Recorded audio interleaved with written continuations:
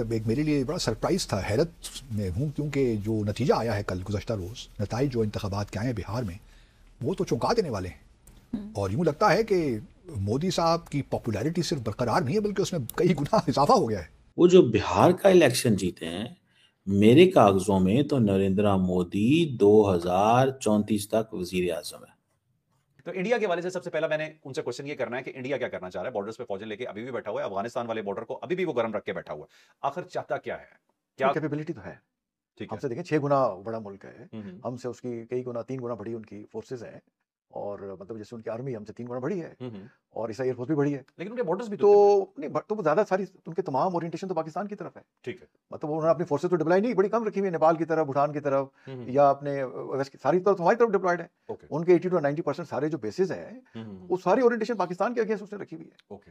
तो मतलब जैसे उनको मगर अपने को मौका खुदा ना खास्ता उनके पास अगर आया तो वो जरूर करेंगे।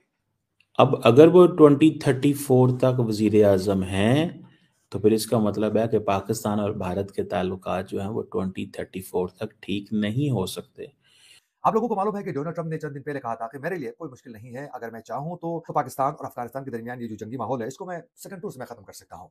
तो इसका मतलब है कि वो इस वक्त करना नहीं चाहते हैं। हम बिल्कुल खामोश हैं क्योंकि अमेरिका ये समझता है कि पाकिस्तान को अंगेज रखना चाहिए इसी तरह। ये अमेरिका के लिए फेवर में है, क्योंकि वो चाहता है कि सी पे उस तरीके से मजबूत ना हो। वो चाहता है अमेरिका जो है वो चीन का रास्ता रोकने के लिए पाकिस्तान को अनरेस्ट रखने में ही फायदा है। और गैर मैं तो देखता हूँ पाकिस्तान के कॉन्टेक्स्ट में नरेंद्र मोदी जितने ज़्यादा मजबूत होते हैं, उतना ज़्यादा पाकिस्तान और भारत के ताल्लुकात के अंदर मामलात खराबी नजर आती है आपको। उसके साथ साथ पाकिस्तान एक एटमी मुल्क है, तो इसको ऐसे ही अनरेस्ट रखना, माशी तौर पर इसको दलदल में फंसा के रखना, ये अमेरिका के लिए बहुत ज्यादा सूट करता है। तो इसीलिए ये सब कुछ गेम जो है वो चल रही है। इस वजह से ये पाकिस्तान के कोई हमदर्द नहीं है, बल्कि इनका ये मुनाफिकाना किरदार है। ये अमेरिका के कहने पर ये ग्राउंड पे उतरते हैं, वरना ये बिल्कुल खामोश हो जाते हैं। और फिर साथ साथ पाकिस्तान के साथ बड़े स्ट्रॉन्ग सऊदी अरब के ताल्लुकात होने के बावजूद, स्ट्रेटेजिक ताल्लुकात होने के बावजूद भी पाकिस्तान ने उनके दिफा की जमानत भी ले ली है। उसके बावजूद भी वो इतना बड़ा पार्टनर या क्लोज फ्रेंड होने के बावजूद भी पाकिस्तान के साथ उखड़ा नहीं है। वो सऊदी अरब जो है वो पाकिस्तान के साथ खुल के साथ नहीं है, बल्कि वो अफगान तालिबान को भी उस तरीके से थपकी दे के खामोश रखने की कोशिश करता है। हालांकि कोई ताल्लुकात भी नहीं है, और फिर सऊदी अरब ने अफगान तालिबान को एक्सेप्ट भी नहीं किया। उसके बावजूद जो है ये मुनाफिकाना किरदार है।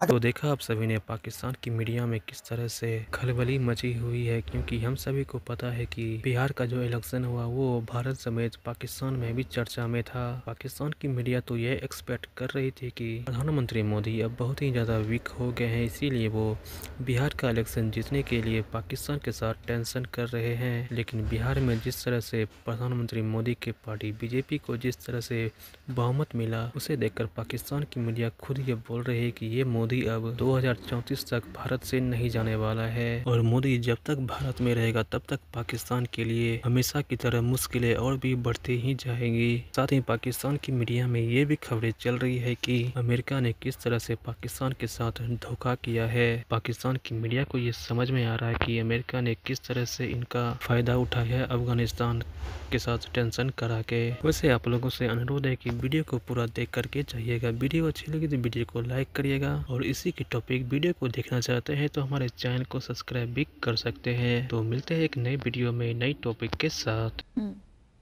ईमानदारी की बात तो यही है, 2043 सीटें थीं टोटल, जिसमें से 200 से जायद जो हैं बीजेपी और जेडीयू, जो नीतीश कुमार की पार्टी, इनका आपस में अलायंस था ना, एनडीए, नेशनल डेमोक्रेटिक अलायंस, उन्होंने 204 या 203 या 204 सीटें जीत ली हैं। यानी ये कि अब तो 3/4 मेजॉरिटी मिल गई है, 2/3 की क्या बात करें। दूसरी जानिब कांग्रेस का बुरा हाल, कांग्रेस का जो महान गठबंधन था, पता नहीं वो कहाँ चला गया। वो तो 20 सीटें उन्होंने शायद ली हैं, 20 या 25 सीटें। तो ये तो बहुत ही काया पलट गई है। लगता यह है कि अपोजिशन अभी तक अपने आप को उस तरह नहीं कर पाई। ख्याल तो ये था, बड़ी उम्मीदें थी, राहुल गांधी साहब उन्होंने बड़े बड़े यहाँ पे वो मार्चेस भी किए, यात्रा शात्रा भी की बहुत, लेकिन कोई फ़ायदा नहीं हुआ। क्योंकि एक तो Nitish Kumar remains a popular leader in Bihar, और वो अगर इस दफ़े भी चीफ मिनिस्टर बन गए, और यकीनन बन जाएंगे, वो क्योंकि उम्र ज़्यादा हो गई है, लेकिन फ़िलहाल आर्जी तौर पे शुरुआत में तुमको ही बनाएंगे, तो ये 10वीं बार होगा मुंतहा कि वो चीफ मिनिस्टर का ओहदे का हल्फ उठाएंगे, 10वीं बार, 10th टाइम। तो ये भी एक रिकॉर्ड है। तो अब नीतीश कुमार साहब, और इस दफ़ा बीजेपी ने पिछले साल की तरह भी इस दफ़े भी तकरीबन कोई 87 सीट्स जीती हैं और नीतीश कुमार की जो पार्टी है JDU, जनता दल यूनाइटेड, क्योंकि मोदी साहब को इंटरेस्ट ही नहीं है पाकिस्तान के साथ, और पाकिस्तान ने अब मोदी साहब के साथ अपना इंटरेस्ट जोड़ना बंद कर दिया। समझ रहे हैं बात? पहले होता था कि ठीक है यार, इंडिया जो है ना, इंतज़ार करेंगे, डिस्कशन होगी, देखेंगे। पहले एक पाकिस्तान में थी उम्मीद, शायद मोदी साहब लेगेसी छोड़ना चाहते हैं, लेकिन अब सिचुएशन ऐसी पैदा हुई है कि पता चला है कि मोदी साहब ऐसी लेगेसी छोड़ना चाहते हैं जिसमें वो पाकिस्तान से ताल्लुक चाहते ही नहीं है। अब ये जो नेशनल डेमोक्रेटिक अलायंस है, जिसने एक विक्ट्री जिसको हासिल किया, वी कॉल इट, अंग्रेजी में इसको कहते हैं लैंडस्लाइड विक्ट्री, ठीक है जी। और ये जो बिहार है, ये जो अभी फाइनल वोट काउंट हुआ है, अब इसमें देखें, मतलब सिचुएशन 130 मिलियन के लोग हों, थर्ड मोस्ट पॉपुलस स्टेट हो, और 2 फेज में इसका इलेक्शन हुआ, ठीक है जी। और 67% टर्न अराउंड रहा है, 67%। आप यहीं से अंदाज़ा लगा लें कि 67% जो है वो कितना बड़ा टर्न अराउंड है यार, कोई मजाक थोड़ा ही है। आप ऐसे ही थोड़े, वो जिसे वो कहते हैं ना, 67% वोट जाते हैं। 67% वोट बहुत ढेर सारा वोट होता है भैया।